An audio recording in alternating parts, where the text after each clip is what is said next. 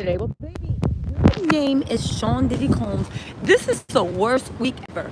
Listen, first of all, when it comes to Father's Day weekend, I guess he had the worst one, right? I hope the rats and roaches made him something. But you guys, there was something groundbreaking and shocking that just, hey, how are you?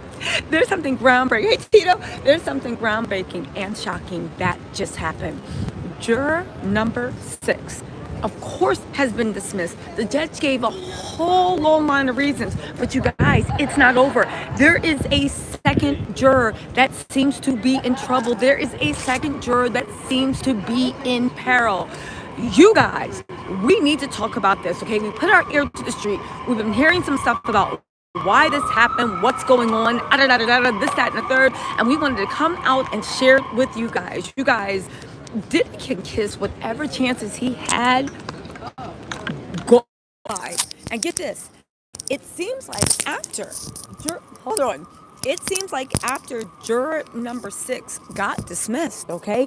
It just happened moments ago. They brought up a second juror that nobody talked about. That is in peril. You guys, let's get into these notes really quick, and then I'll take a few questions, and then I got to run back into the courtroom because you know. All right, okay? Now, first of all, they address what's going on with Bonner. You know they are trying to get a mistrial, saying she did this, she did that, she perjured, she lied, she did this, that, and the third. The judge came out and said there is absolutely no evidence of that. Stop bringing this Fulton County nonsense into this good Southern District of New York court. At this point, Diddy's team has made a circus out of what a mistrial means. Now, hear me out. They got to try. They're being paid millions to try. But yet and still, I think this is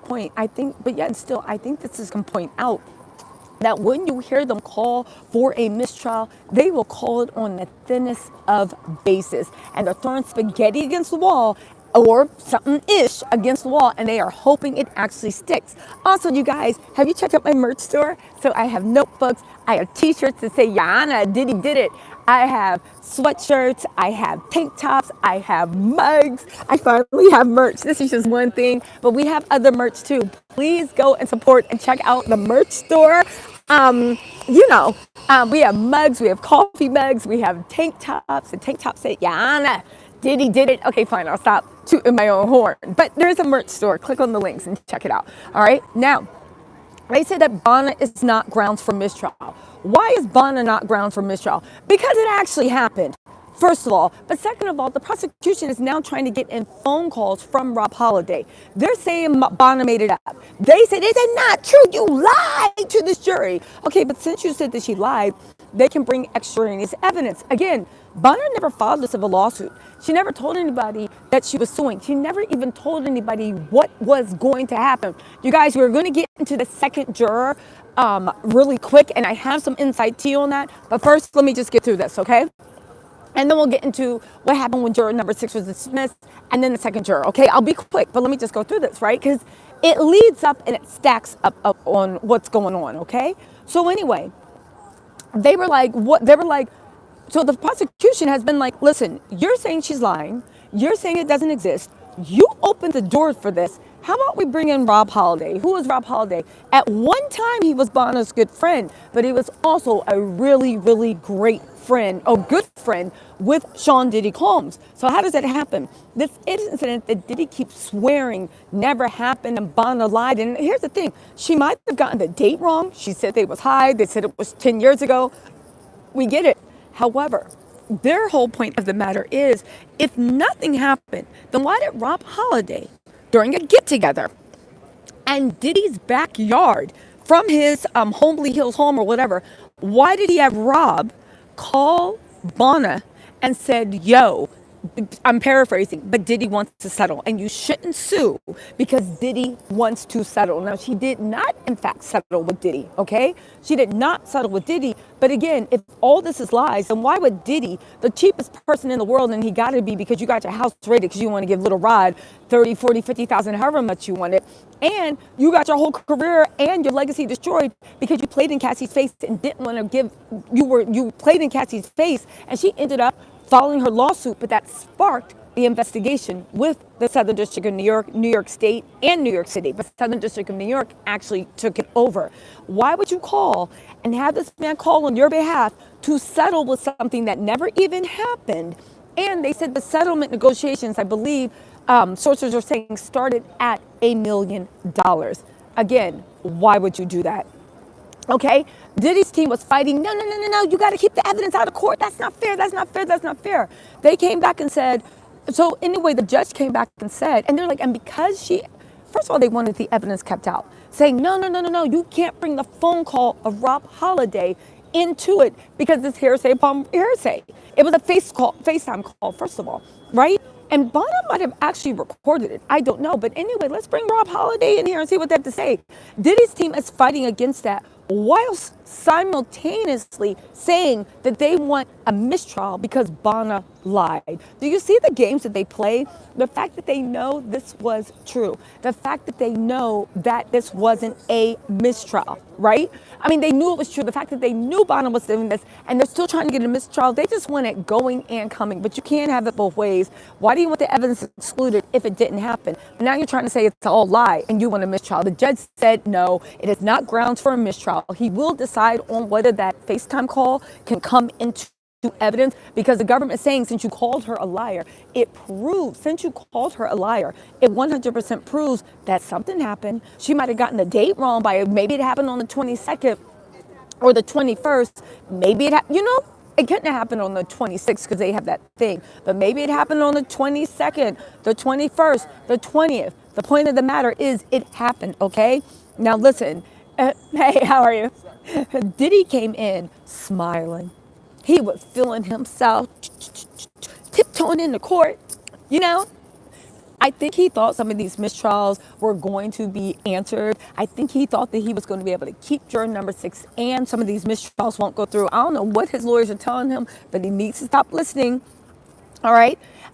He came in smiling after the judge said this, not so much. He got that serious look on his face and his head was cocked to the side, right? Now, here's the thing. Then the judge went into juror number 6, right?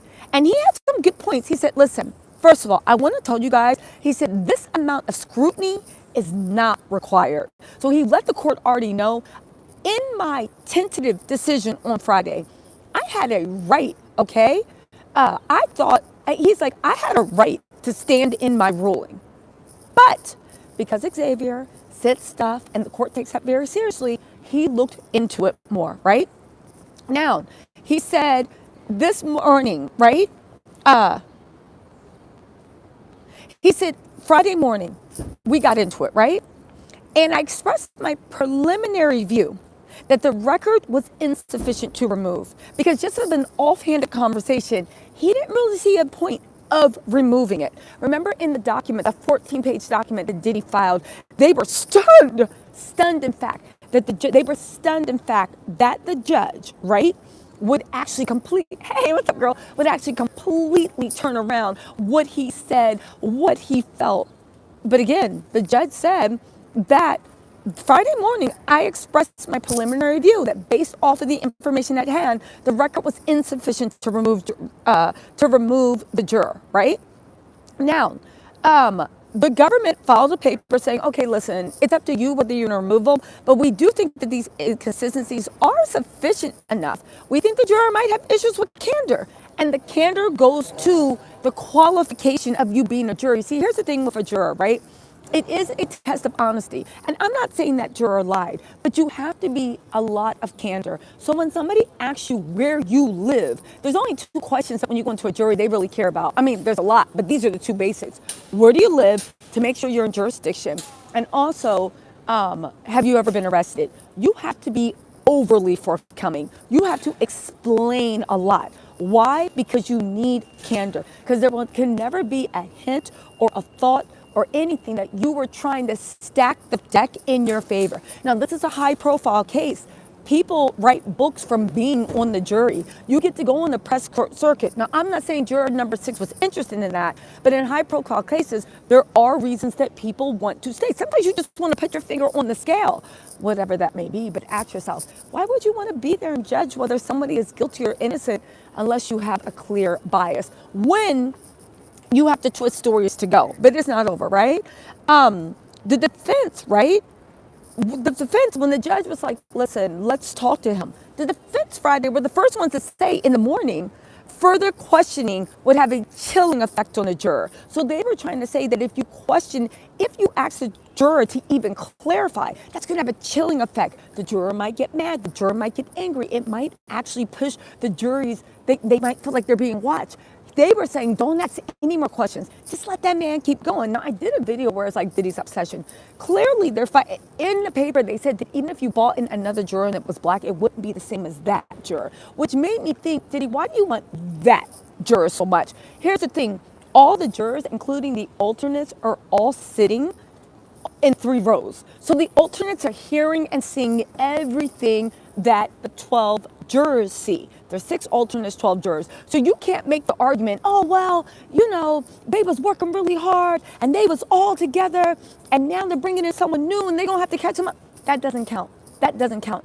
All the jurors were sitting there and they were all together. They all got the same show. Again, why is it so important that you keep that juror? Hey, good morning. My mind keeps going back to the nodding, the Diddy.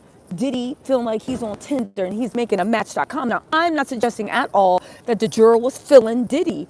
However, if you buy into the argument that Diddy has been trying to testify through body language without saying a word, then it leads me to believe, yeah, why do you want that juror so bad? Why do you want that juror so bad, right? Listen, anyway, the defense was in a uproar, of course, right? And they put on the record that they don't think that the inconsistency was enough for dismissal, right? So the judge said, or Judge Aaron was like, so you know what I did? And I got to give the Judge Aaron, he put a lot of thought into this. Judge Aaron is a person of color, right?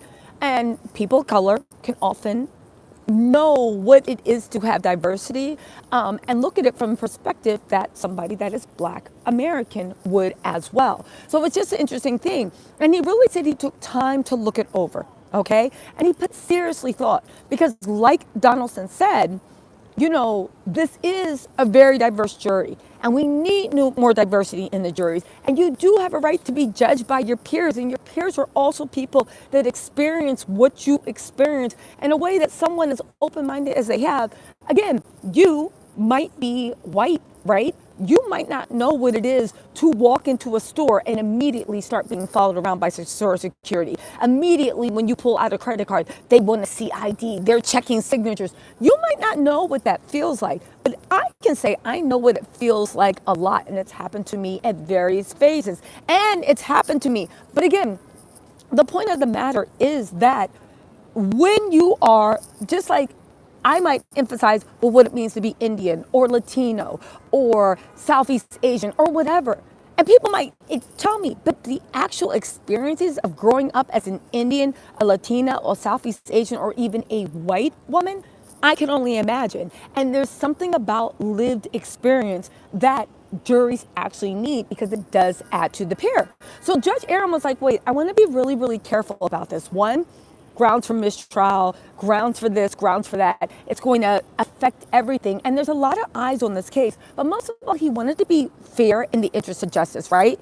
And he said, listen, there were clear, he said this. So I took time to think about it. But I kept coming back to the same thing, that one, there were clear inconsistencies. And there was further inconsistencies upon questions, right? In the voir dire, he said A. In the roving room, he made an offhand comment that said B. And when he was casually re-questioned, he didn't know. Juror number 6 didn't know. When he was casually re-questioned, right? There was a third answer, okay? He said, this makes me believe and shows that the juror might lack candor or even shading. Again, 2 fundamental questions. Where do you live? And with who do you live? We got 3 different answers, right? Now, he did say, maybe we could go and ask him a 4th time, but this goes to the heart of what a juror is. The juror is expected to have candor on all questions because you don't even want people to think, let alone be making an argument, that You have hidden agendas. You are not being honest. And it does say something that if you're willing to shade something like that for the juror, again, in real life, this wouldn't be an issue. You just have a conversation. People have miscommunication all the time. But if you're getting into the heart of what it means to be a juror, no, right?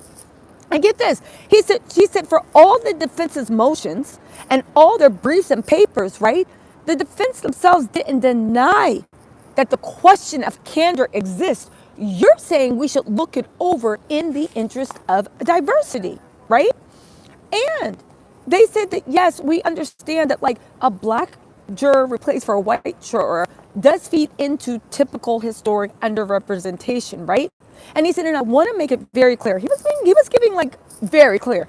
He said the court takes seriously all things, questions and issues related to race and diversity, right?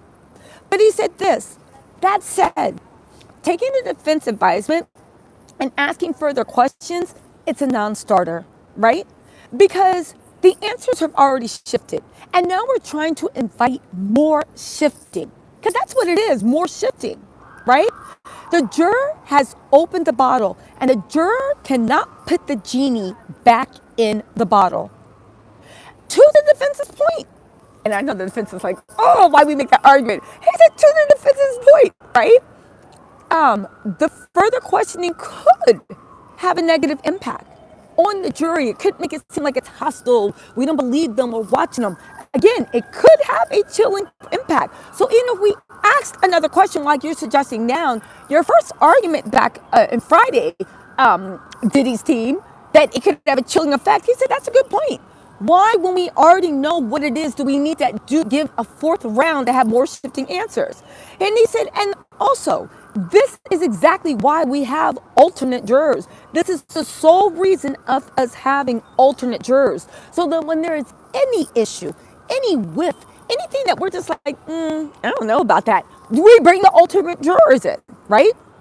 Listen, they said, I get what Diddy's team is saying. Diddy ain't getting a mistrial off of this, and he's not getting an appeal. He said, I get Diddy's team thing about diversity. I get it. But this jury doesn't raise these concerns of diversity. Usually the juries are all white or all whatever. He said this jury, like Mr. Donaldson argued, right, and argued very well, is one of the most diverse juries that they're ever seen in the Southern District of New York. So even this guy goes, okay, it's still a super, super diverse. And he said, I also have to say this. It is improper to let race factor into a process when we are talking about issues about truth and candor. Again, not implying the juror lied, but there needs to be a certain level of candor, a heightened level of candor that exists when you are, when you are on a jury, all right? He cited Batson v. Kentucky, right? And he said, no defendant has a right for a jury that is all your race. I know we can get into that, but Batson was a completely different case. But they said where it applies, right? They also said that race is unrelated to justice. And we cannot let that factor in when there are issues related to candor, which goes to the heart of what a jury member is, right? Now, they said for that reason, juror number 6 is replaced, right, against the defense's objections. And the first alternate will come in, right? He also turned around and said, and let me say also with this, the defense is bringing up things where there is no basis, saying the government is discriminating, the government's doing this, the government, I've checked the record through and through, there is absolutely at every level no basis. They're bringing up the search warrant again. They're bringing up the fact that they're bringing up the search warrant. They're bringing up the fact of oh, you treated us meanly. They're bringing up all these things, and they are trying to play the race card. And I hate that Diddy even has me using the term race card, because I usually find that term so offensive as a black person. When you talk about discrimination, when you talk about this, when you talk about that, you're not playing the race card. You're telling what reality is. But Diddy, he's playing the race card. You see what I'm saying? Anyway, right? Listen, he said the defense keeps bringing up issues where there is no basis. And they said, and if you do have a basis, if you do see something improper, then you need to put it in writing and literally asked the court to move for that. So he's basically trying to say, it's like you guys are trying to say this deck is stacked against you, but I'm just like, yo, okay, so like, what's the issue? Like, let's talk about it. Is something going on? Do I need to get involved? That's what the judge is saying to defense. Do I need to get involved? Is there something going on? And when you say, okay, but wait, what's going on? They're like, oh, well, never mind. We don't want to talk about it. But then every time they can to the media, they're like, this is unfair. The prosecution's racist, this and that.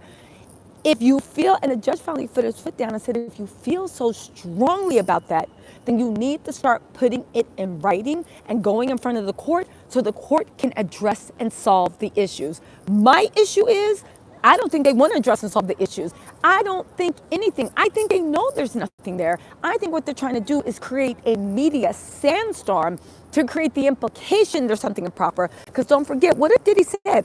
He didn't say he would pardon Diddy if he's innocent, because if he's innocent, I would assume he would get found guilty. He said he would pardon Diddy if he gets treated unfairly. Now, we can have the argument again on whether Trump is actually going to pardon Diddy. That's a non-starter. The whole point is also, you guys, I have merch in my merch store. I have journals. I have the HONAH, Diddy Did It shirts, t-shirts, sweatshirts. I have drinking bottles. I have coffee cups. Go ahead and support your girl. This is just one thing, but I do finally have merch. Yes, I took time over this weekend and made merch. The links are in, well, actually, if you're on YouTube, or just below, you can scroll my merch. But just go into the store. There's a lot of stuff there, okay? And also, let me know what other merch you'd like to see, because I can make more, okay? But I do like that Yana.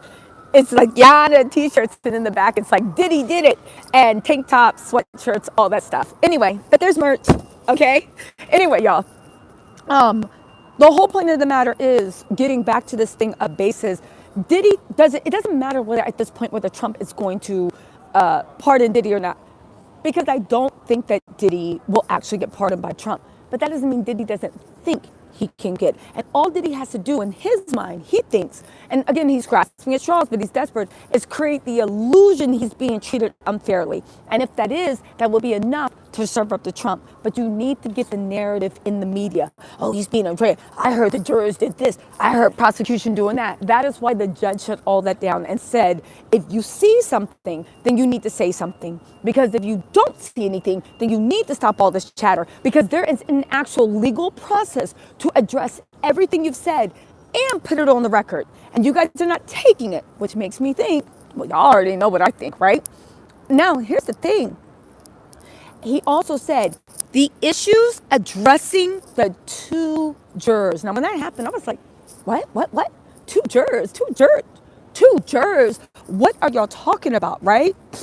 I said, who? They said, we've addressed one juror. The issue with the other juror, you need to address in a separate issue.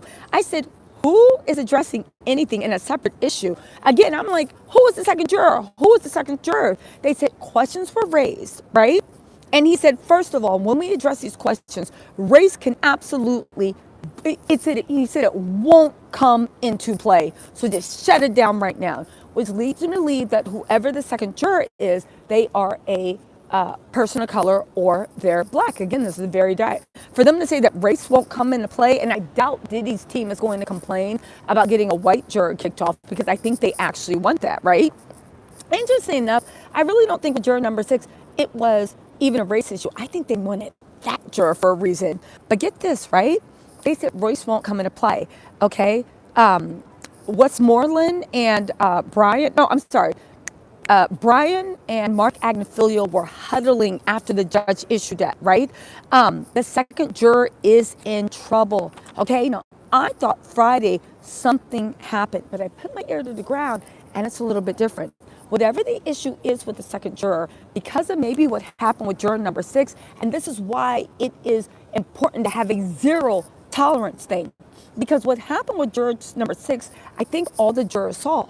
And get this, juror number 7, or whatever they are, let's just call them number 7. I don't know if they are number 7. There was something that happened, like whatever the juror is, I'm just saying 7. I don't know if it's juror number 7. There was something that happened in the courtroom that he immediately, and when I say the courtroom, I mean the robing room. They weren't in front of us.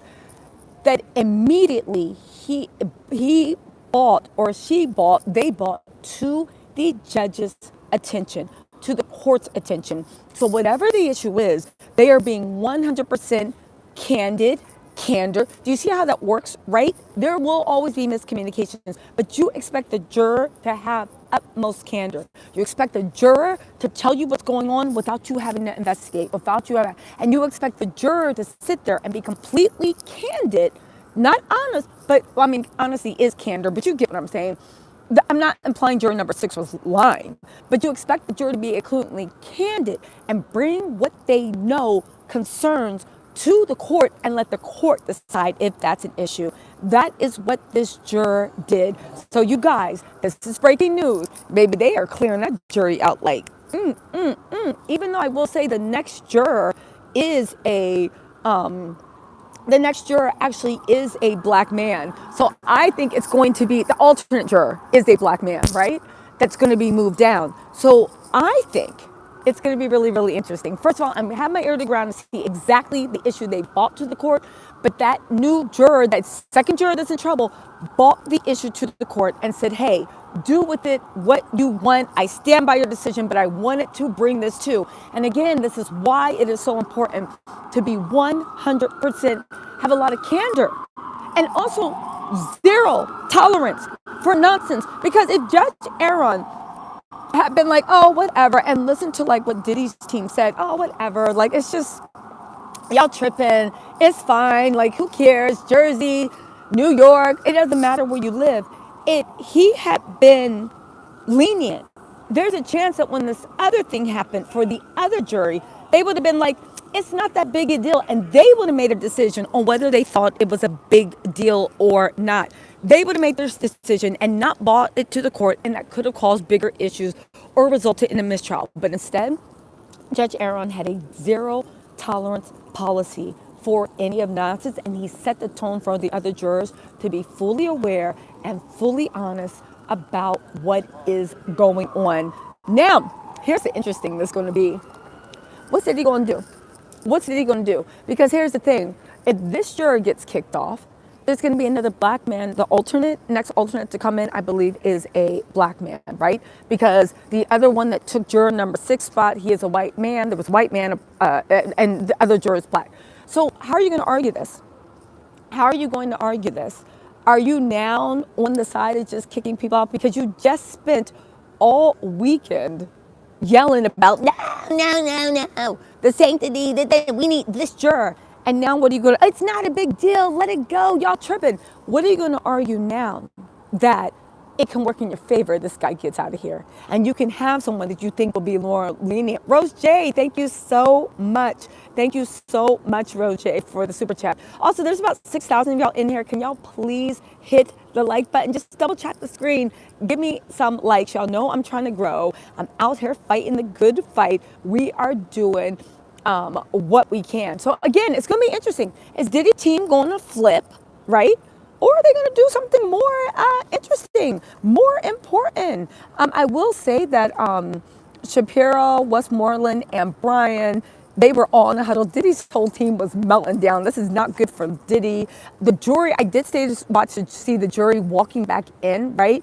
Diddy was passing notes furiously to Mark Agnifilio. I will say it does look like they broke up that little triangle. They didn't just slide someone over. All the jury was, the jury just didn't get one person at it and everybody slid over a seat.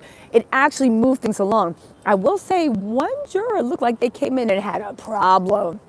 Just was sitting there looking mad. And I was like in my head, you better fix your face because the judge is not playing. Pam G, thank you so much for the super chat. Also, you guys, please double tap to like.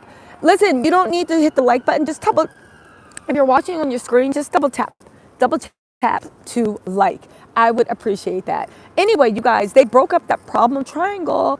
Again, that other juror, Honeybee Therapy, thank you so much for the super chat. That other juror that everybody's talking about, or some people are concerned about, they're sitting right across from the prosecution. And now the prosecution has people in court all the time watching every movement that Diddy makes to the jury and to the back. They are watching that mofo like a hawk. Again, they are watching that mofo like a hawk. It could be nothing It could be whatever, but they have people all over the courtroom whose job is now just to stare at the jury and also stare and see what Diddy is doing. G Holmes 21, thank you so much for the super chat. Listen, morning everybody. Oh, thank you so much. I am Radine. Listen, at the end of the day, right? Listen, at the end of the day, it is, oh, Maria Morales, thank you so much for the super chat. At the end of the day, it actually is what it is. There's a lot of questions raised. We're going to have to see how that breathes life into the channel. But hey, it is. Oh, also Lisa McClung said, good morning, Tisa. So glad I woke up in time for live. Keep up the great work. Much love. You guys, thank you so much. I posted a video this morning because I was like trying to get some tea for you guys. I ended up posting a video. I was half in and outside. But anyway, I just wanted to show off my merch. But y'all, what do y'all actually think about this? I think it is a lot. It's going to be interesting to see if if Diddy's team makes an argument that they should actually now kick somebody off the jury, so the alternate, when they just said that it's a big deal and it's going to have a chilling effect. And I will say one thing, the prosecution is not playing with those jurors. Let's also not forget the prosecution is starting. It's resting this week. Brendan Paul's expected to testify today. You know, turn your notifications on. I'm coming out straight after Brendan Paul. But let's also not forget that the Brendan Paul's testifying. They just got evidence admitted with that secret phone Diddy had with KK. They said HONAH testimony will not be thrown out. And on top of that, they are not moving for a mistrial. The prosecution is trying to bring in evidence from Rob Holiday that HONAH actually was telling the truth. There's so many bad things that happened for Diddy this weekend. And baby, we love to see it. There were so many bad things that happened for Diddy. You guys already know. I truly believe that man is a monster. And I believe anybody that's protecting him is a monster, okay?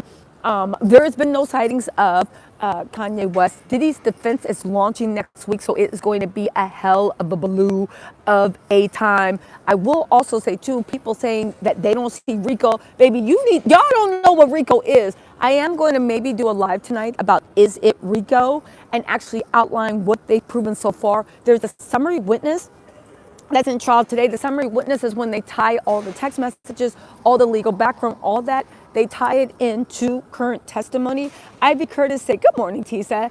Information about pardons. The presidential pardon can only cover federal offenses, while state pardons are granted by the governor or the state board of pardons.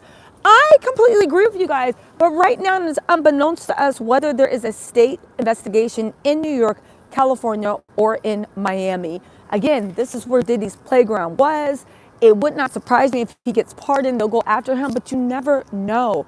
I just don't honestly think, I hope not, that the presidential pardon comes down. I don't think that any administration, let alone Trump's, wants an Ishtar standing next to Diddy.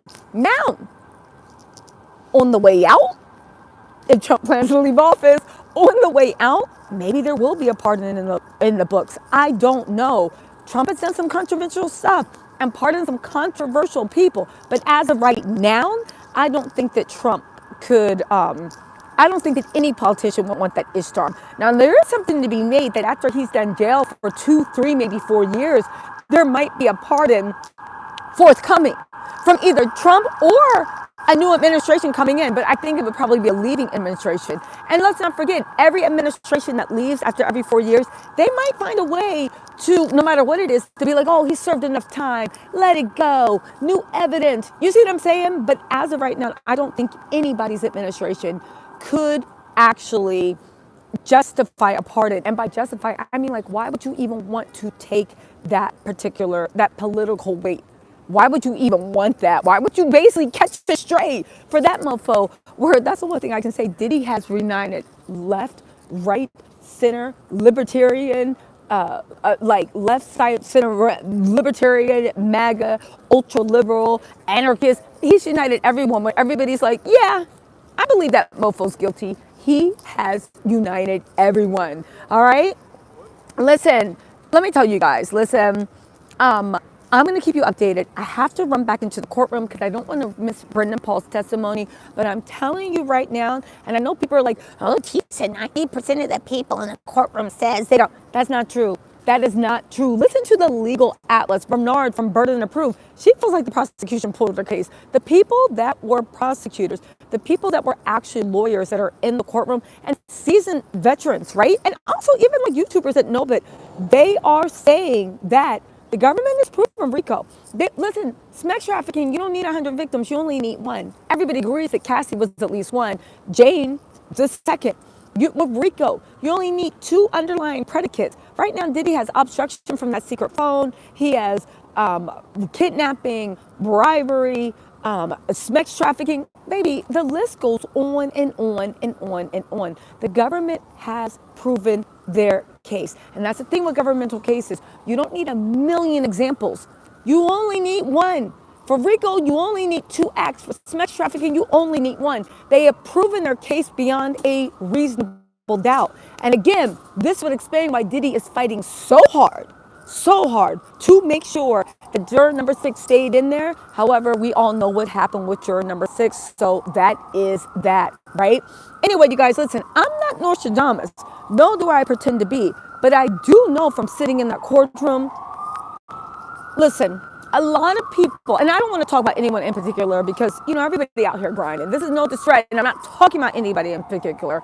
But I will say that does he have PR on the ground? I don't know, because they are doing a horrible effing job if he does. But there are a lot of narratives being pushed, and I don't think they're coming organically from people sitting in the courtrooms. I think they are talking to people that maybe they don't realize or not are very, very pro-Diddy. You guys know I am very, very, if you want to call it, on the fight of I think that there should be some type of accountability, and I am waiting for that day. But if you get what I'm saying, right? If you get what I'm saying, everybody has their own bias, but I will say that I'm a fierce advocate for survivors of SA, survivors of DV. I'm a fierce advocate for that. Everybody knows that. If you don't know, welcome to my channel. But I am, so I'm always going to say that someone that treated women and men like that. I don't need to see a billion examples, because for every one time they caught you, there's a million times that you got away with it. No, their reign of terror ends now, and people need to be held accountable. And no, it's a new day, and we're not going for that. You see what I'm saying? Listen, at the end of the day, it is what it is. But I can stand on 2 feet and say the angle I'm looking at things from.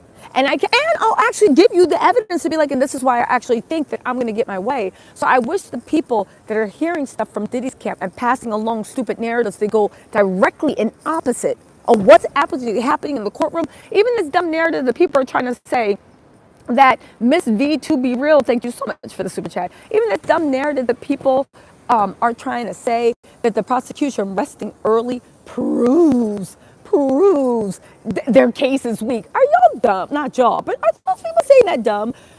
There is not, in the Southern District of New York, they cut their witness list short because they're so confident. They're like, we can wrap this up. We've proven our case. We don't need to beat a dead horse. We've proven our case. Let Diddy have a round. We want to get to that cross-examination. Again, they end the trial early, not out of embarrassment or out of shame, but because they have you dead to rights. And part of what the prosecution has to do is not waste taxpayer dollars. If we have you dead to rights, why would we keep wasting our time, energy, and taxpayer dollars? We have other criminals to catch. Wrap it up. Let them say their thing, and then we'll let the jury decide. Again, ain't no prosecutor in the world that is cutting their case short early because they think they haven't proven their case. It's ridiculous, and it's a dumb assertion.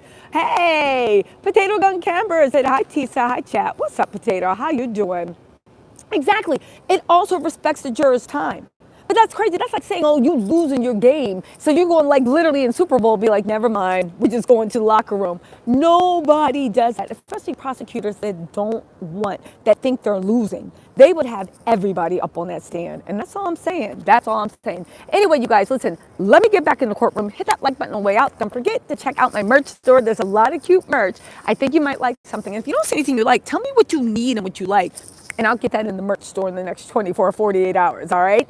Anyway, y'all, let me know what you think in the comments. I do know one thing, baby. This was the worst weekend Diddy ever had. And again, smoke and mirrors can only get you so far. And even when you have the best lawyers, yeah, they can make lemonade out of lemon juice. But like I've always said, Diddy, you are rotten zucchini. What you doing with rotten zucchini? Exactly. Throw that shit in the trash. Anyway, y'all, let me know what you think in the comments. I'll talk to y'all later. Bye.